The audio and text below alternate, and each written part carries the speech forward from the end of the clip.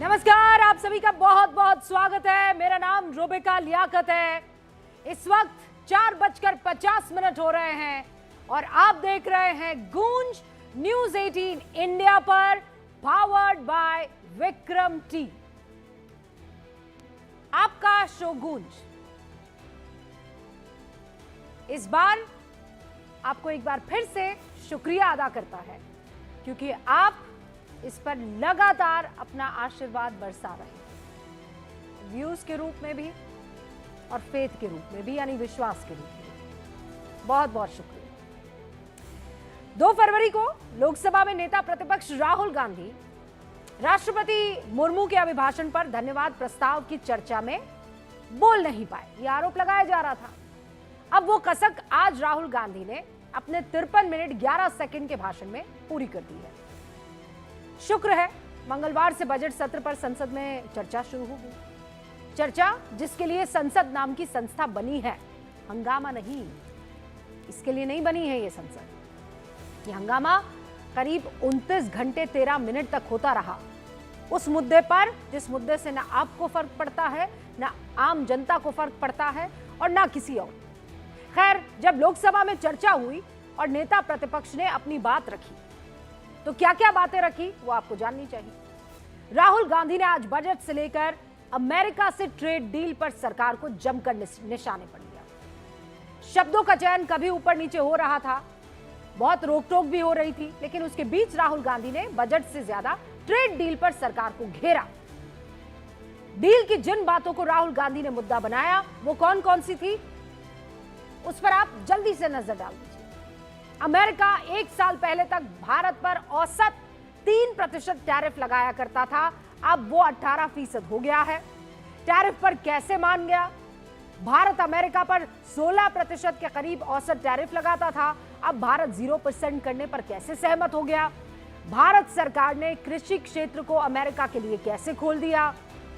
मोदी सरकार 140 करोड़ लोगों का डेटा अमेरिका को फ्री में क्यों दे रही है?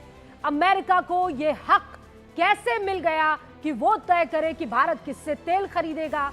भारत का टेक्सटाइल व्यापार खराब हो जाएगा क्योंकि अमेरिका ने बांग्लादेश के टेक्सटाइल इंपोर्ट पर 0% टैरिफ कर दिया है।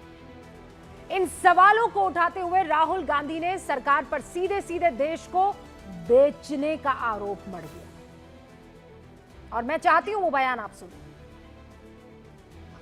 You have sold India. Are you not ashamed of selling India? Yes. Do you have no shame of selling India?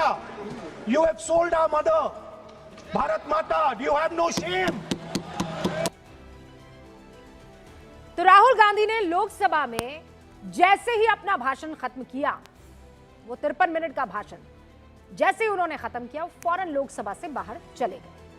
हालांकि राहुल के बयान के बाद संसदीय कार्य मंत्री किरण रिजिजू राहुल गांधी की बातों का जवाब देते हैं और क्या कहते हैं, किसी माई के लाल में दम नहीं जो देश को बेच सके। वो भी सुनिए। आज तक कोई माई के लाल पैदा नहीं हुआ जो भारत को सेल कर सकता है, कोई खरीद सकता है, नहीं हो सकता है। अब बेचने खरीदने की सियासी बयानबाजी के बीच अमेरिका के साथ भारत के व्यापार समझौते के कुछ तथ्य आपके सामने रखना चाहती हूं, और इन तथ्यों में कोई इफ एंड बट नहीं है, इन तथ्यों में कोई आइडियोलॉजी नहीं है, ये तथ्य हैं, प्योर सिंपल फैक्ट्स। व्यापार के मामले में क्योंकि आंकड़ों के साथ अच्छी बात यह होती है कि वो हर भ्रम को तोड़ देते हैं। राहुल गांधी ने कहा कि 3% से 18% टैरिफ पर भारत कैसे मान गया, लेकिन वो 2 तारीख बताना भूल गए। पहली तारीख 2 अप्रैल 2025, जब अमेरिका ने भारत पर 25% टैरिफ लगाया। दूसरी तारीख 1 अगस्त 2025, जब अमेरिका ने भारत पर 25% और टैरिफ लगाया। यानी दोनों को मिला दे,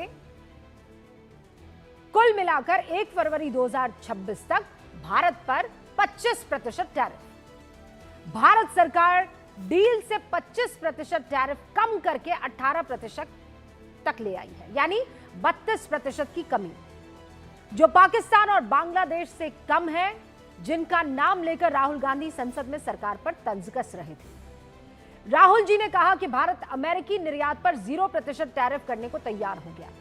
यह भी तथ्य अधूरा है।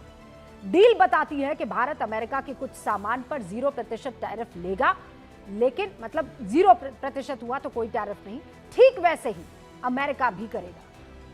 अभी किसी सेक्टर पर कितना टैरिफ लगेगा यह क्लियर नहीं है, इस पर हमारी पैनी नजर है। राहुल गांधी ने कहा कि भारत कृषि क्षेत्र को अमेरिका के लिए खोल रहा है।